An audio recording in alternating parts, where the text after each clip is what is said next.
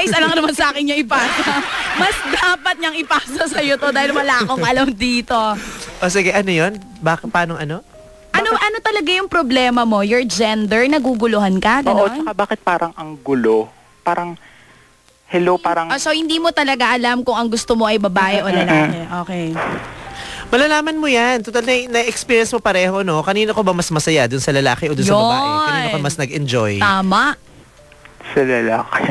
Doon ka sa lalaki. Huwag mo ipilit yun sa babae. Dahil unang-una, hindi ka mahihirapan. Sasaktan mo pa yung damdamin ng babae, no? Kasi yung mga babae, ang daming mababait na babae na kahit alam nilang bakla yung lalaki, kajuwain pa rin nila, tapos mamahalin nila. May ganyan ako kaibigan, yun nga din yung nangyari. Parang alam niya naman. Tapos parang, sige, push through lang siya. Nasabi ko, sige, since nandito na din. Kasi actually friends kami ng matagal. Parang 3 years kaming magkatabi sa classroom. Tapos yun hanggang sa na-develop yung feelings namin towards each other. Tapos ayun, tapos nagulat parang yung caller, takot maging bakla. Hindi lang nasisense ko sa'yo, no? Hindi naman ganon. Kasi parang naguguluhan na din naman ako.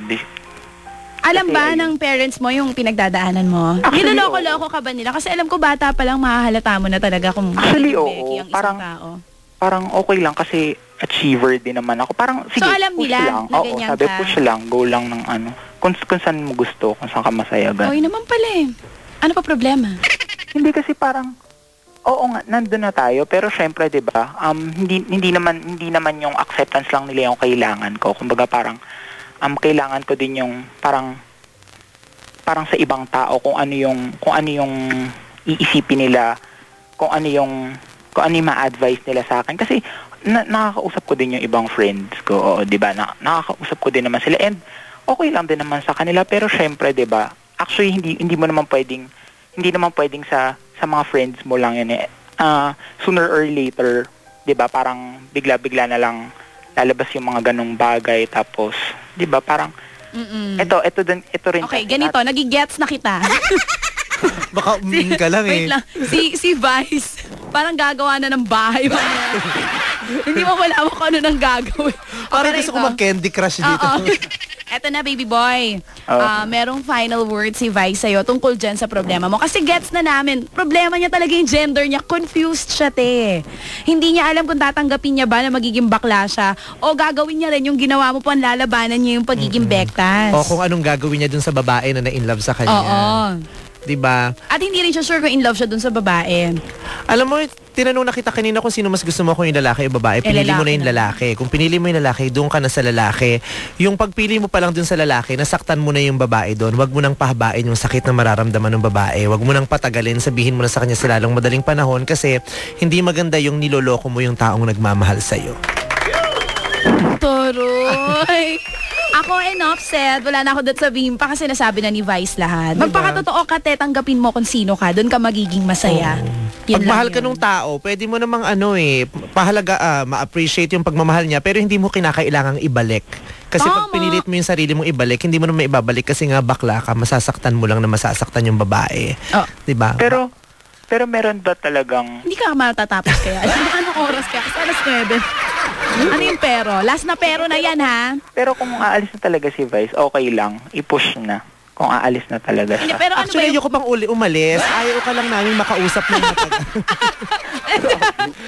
Joke lang. Ay, pero hindi. Ito, baby boy. Ha? Sabi nga ni Vice, wag mo nang ipilit kung hindi ikaw talaga yon. Kasi hindi ka magiging masaya doon. Ha, Bektas? Hindi kasi nagugulo lang talaga ako ngayon kasi syempre nagre-review ako for boards. Tapos, mag-concentrate ka muna dun sa sa review. Ako sa akin lang, sabi nga ni Vice kanina, di ba, wala namang problemang maging bakla, okay lang naman maging bakla. Pero kung gusto mong tanggapin ka rin ng ibang tao, kailangan tanggapin mo rin yung sarili mo.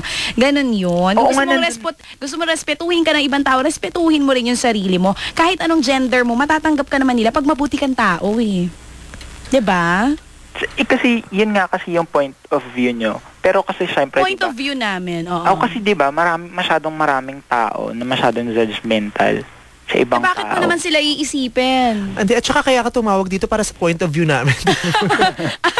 I love it! Kung hindi mo naman pala kailangan ng point of view namin, ba't nagtanong ka pa? Alam mo, very good point, Vice. Siyempre, concern ko din naman yung general public, 'di ba? Hindi lang Sana nagbigay ka ng flyers sa MRT kung general public.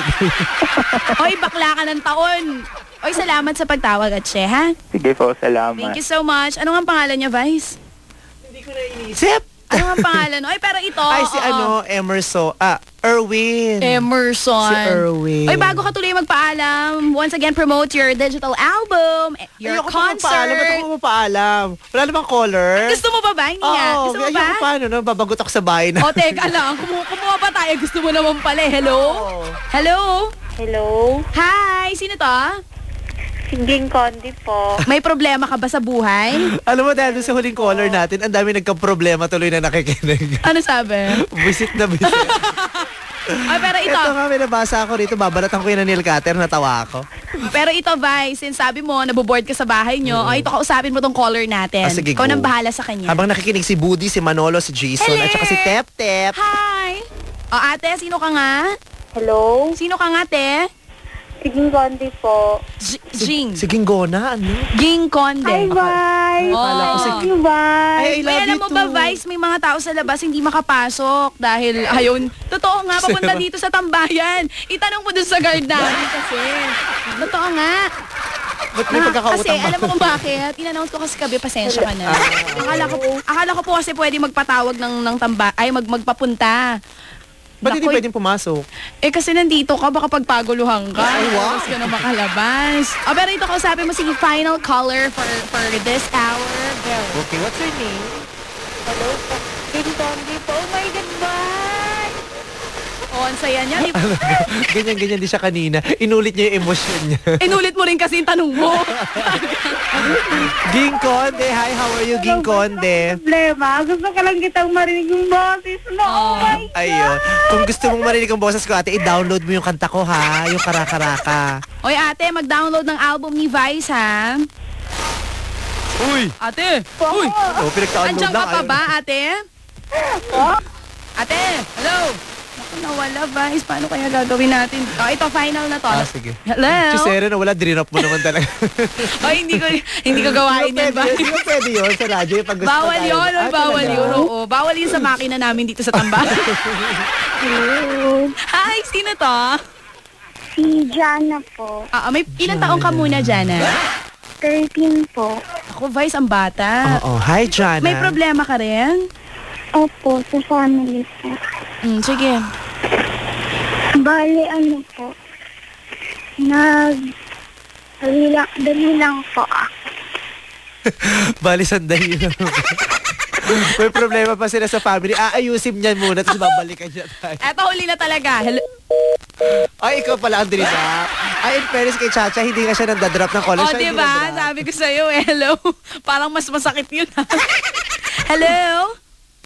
Hello po, Lisa. Magandang gabi po. Hi, kasama po natin si Vice Ganda. Kuya, what's your name? Eric po. Eric.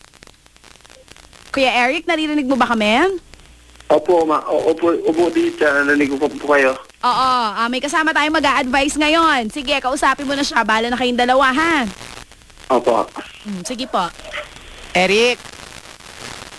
Hi, Miss Vice Ganda. Oh, Magandang gabi. Miss ha? Yung diba? Miss Vice Gusto ko tong Ganda. batang to. Eric, ilang taong ka na? 23 po. Anong problema mo? Ba't napatawag ka? Problema lang yung sa girlfriend ko, Miss Ganda. Anong problema sa girlfriend mo? Kasi talaga, ayaw maniwala sa akin na Nagwapo ka? Ano? hindi. Ano? Hindi naman masyadong gwapo. May katamtaman ng itsura. Oh, ano tapos, ang problema? ano Ayaw yung problema? maniwala sa akin na kasi nakita niya sa FB ko na may kasama na akong iba. Sabi ko sa kanya, wala naman akong FB. Ba't ka nagsalita ng ganyan? Nakakatuwa magkwento to si Kuya, ano? Darang naghihintay siya ng reaction sa kada linya. Taga saan ka? Taga saan ka ba, Eric? Kaya Quezon po. Ay, Saan? Quezon Province? Opo. Ay, kaya naman pala, Vice. Naglalog yung ano niya. Okay. Yung utak. So, pinagbintangan ka niya na may FB ka pero wala ka namang Facebook account. O wala, pinagbintangan niya ako. Sinabi ko niya, ano bang FB? Wala naman akong FB. Oh. Sabihin mo, friendster ka lang. Magka mukha lang kami ng lalaki na yun. Naku, maliit na bagay lang naman pala. Oo, liit lang. Mainit lang ang ulo niyan. Pasasaan ba't tag dito? Lalamig ang ulo niyan. Mainit talaga ang ulo niya kasi kaso mainit talaga ngayon.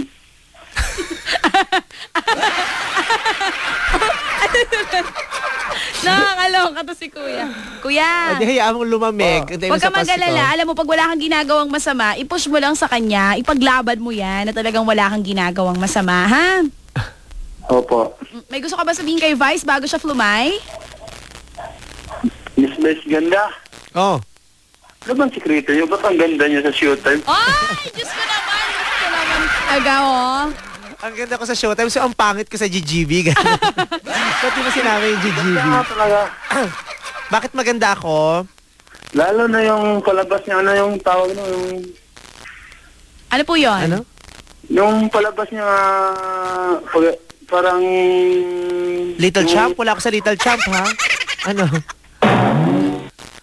Yung... GGB nga yung sinasabi niya. Kabayo ng tawag nun. Parang Gumagawa ka doon ng kabayo, te.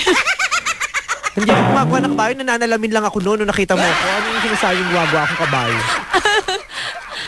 Ano yun? Pelikula? pelikula nung pamagat na pelikula. Petrang Kabayo? Tagal na nung unang pelikula ko pa yun, Pero, ha? Vice, hindi ka niya nakalimutan doon.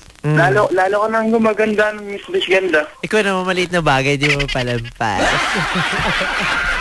Hoy, salamat kuya. Para talagang obsessed na obsessed ka kay Vice, ha? Thank you, Eric. Para hindi na mag-init ang ulo mo, tsaka sa para hindi mag-init ang ulo ng girlfriend mo, sabihin mo manood lang na lang siya ng Showtime para tumawa siya ng tumawa. Tama! Salamat po. Salamat. And that's our final caller, Vice. Before ka magpaalam sa ating mga tambayers once again, ayan, imbitahan mo sila na i-download. Ayan mga tambayers, i-download nyo na po yung digital single ko na Karakaraka sa iTunes at saka sa my mymusicstore.com.ph. As abangan nyo po yung launch ng album ko na self-titled under Star Records. Sa May na po yan ilo-launch ko sa Showtime. Abangan nyo maraming magagandang kanta. Ni-revive ko yung Dahil Mahal na Mahal Kita. May iba pa akong mga original songs dyan. Yung Hindi Siya Kundi Ako. May mga cute na kanta, yung Akin Ka Na Lang at saka yung Manhid Ka. Ayan, abangan nyo po yun. Tapos may concert po ako sa Araneta May 17. Yes. I-Vice Ganda Mo ako sa Araneta. Kasama ko po si Miss Ay de las Alas, Miss Regine Velasquez, Paulo Avellino, Enrique Hill, Daniel Padilla at Miss Don Zulweta. Kaya abangan nyo, manood kayo. Thank you! Thank you, Chacha. Sumasayaw pa ako dito. F na F ko po yung pag-promote mo. Salamat, Vice Ganda. Okay. And once again, ayan nga po. Mamaya maririnig nyo yung ilang songs niya. Itong mga songs natin na plinay ko ngayon. Yung Manhid Ka, Akin Ka Lang. Sisingit po natin yan sa playlist. So abangan ninyo. Salamat, Vice. Thank you, Chacha. I love you. See you. I love you. See you too. See you tonight. Sa mga tambayers pa nating nakikinig, tuloy-tuloy lang ang kasiyahan dyan.